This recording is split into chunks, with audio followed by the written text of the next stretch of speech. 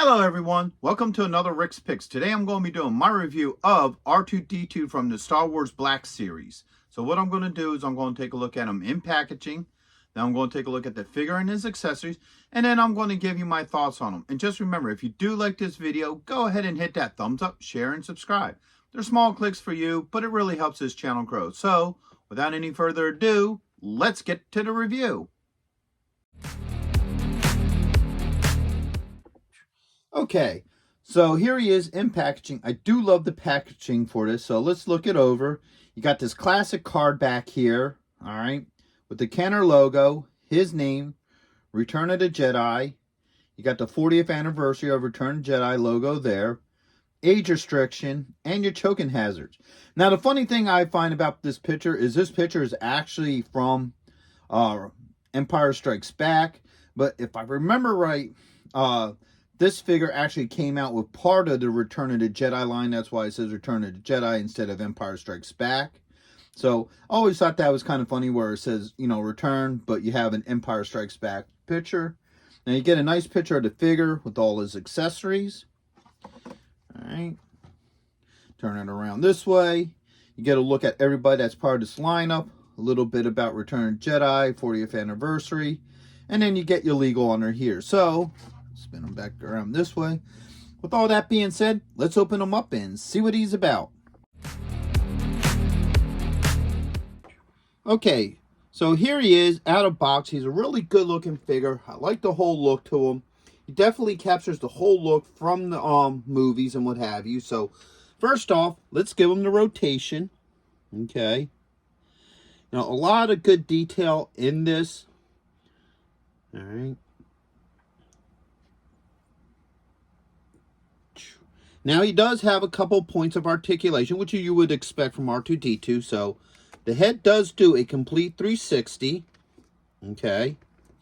Opposed to the Dagobah one that I did a review on a while back where the head controlled the leg. So, the only way you could get the leg down was to spin the head. This one's not like that. So, I really like that about this particular figure because any collector wants their R2-D2's head to completely spin around. So, that's that point of articulation. You got a leg articulation here. And you also have movement here. All right. And that's the same with the other side. All right. Now, he comes with a lot of little gadgets and spots, okay?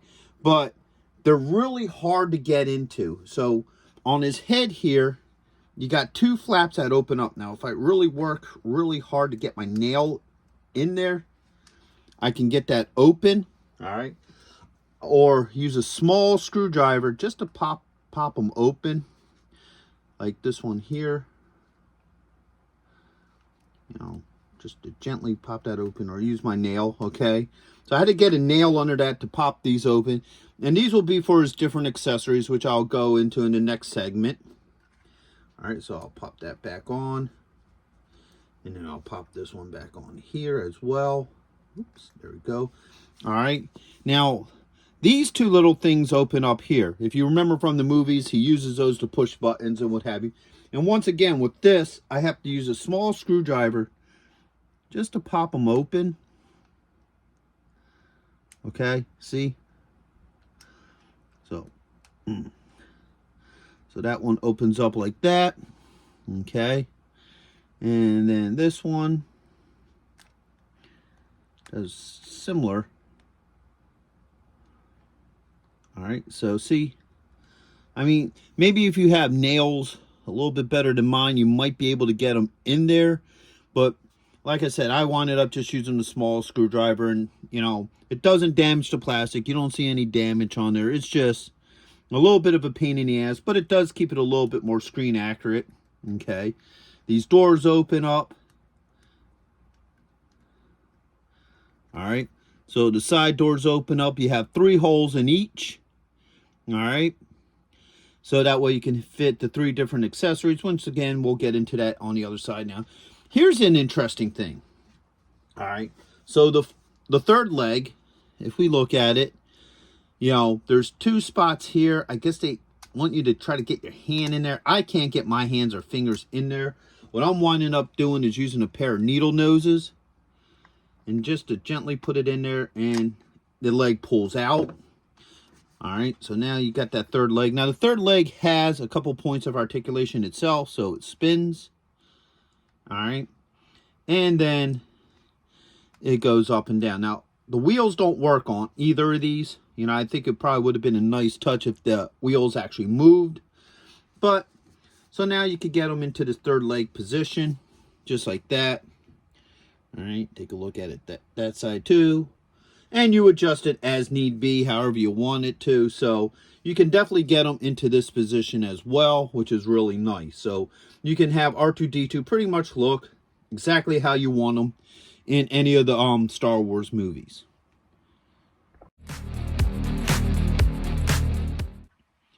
All right, so next up are the different accessories. So first up, you got this little torch gun here. I think it's a welding tool.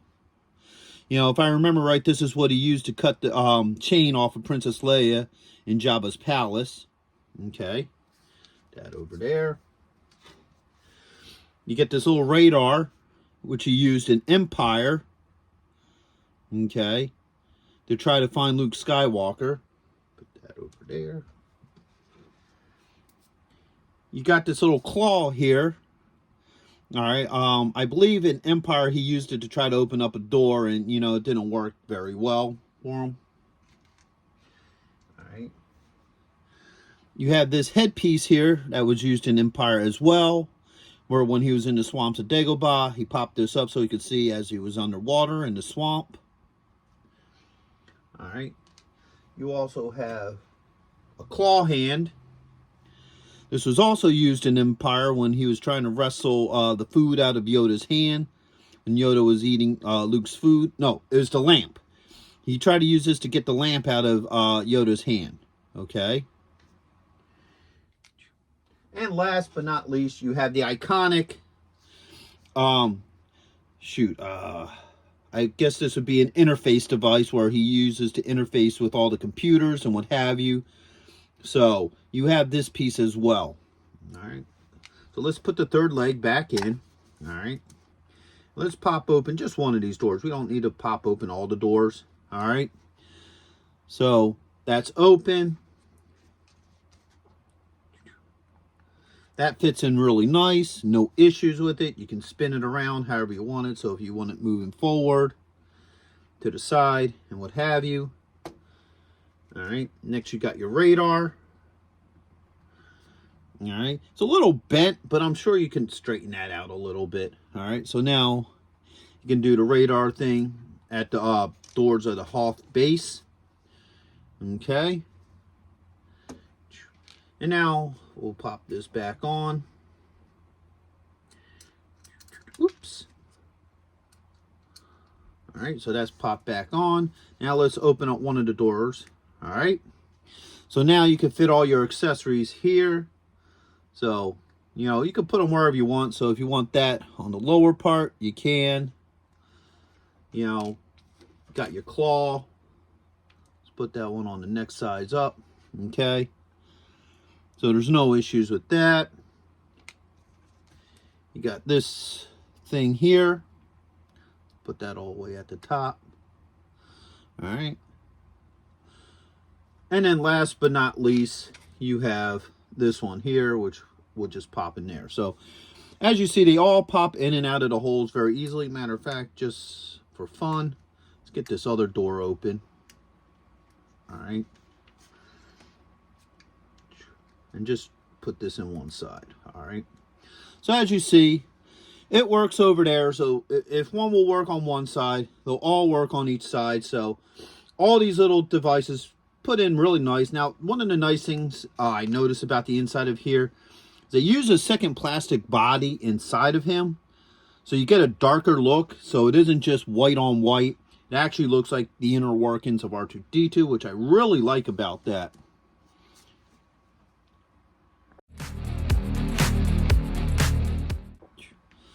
So overall, I really like this figure. I think he looks really good. I love the attention to detail with him. I love all the different accessories as well. They put a lot of work into this one. And I like the factor that his head rotates without putting down the third leg. I think that was a nice change. I don't know if that was just something they experimented with the Dagobah one, or whether this is something that they decided to do different with this one. I don't have any of the older R2-D2 figures, so I'm not 100% sure of that. But I definitely think that's a nice touch, because any Star Wars fan, once again, like I said, wants R2-D2's head to do the full, 360.